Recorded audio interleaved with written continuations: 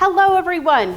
Hey, McDonald's has a wonderful flurry right now, and it is the mint Oreo McFlurry.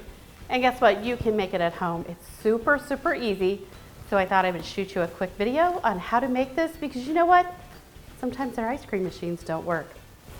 So you are gonna need some vanilla ice cream.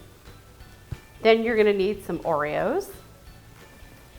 You are gonna need some mint extract. You could use mint ice cream if you can find it. Generally, chocolate chip and mint go together. They could travel as a pair. You know what? You could use that and it would be super good. But if you don't, grab some of that mint extract and finally some green food coloring. We're gonna just whip this together in the blender, so let me show you how to do that. Okay, the first thing we're gonna do is we're going to put in our ice cream. The first thing we're going to do is we're going to go ahead and put in our ice cream.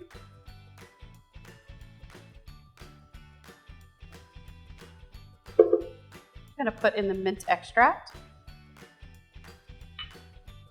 We're going to add in our food coloring.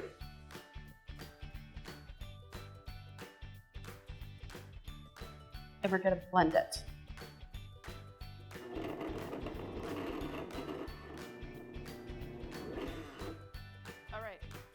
Now that we have our ice cream in there, we're gonna go ahead and break up a few of these Oreo cookies into small-ish pieces.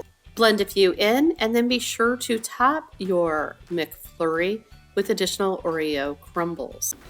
You can see that took just seconds to make.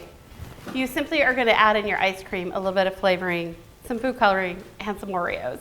And there you go, that's all there is a flurry.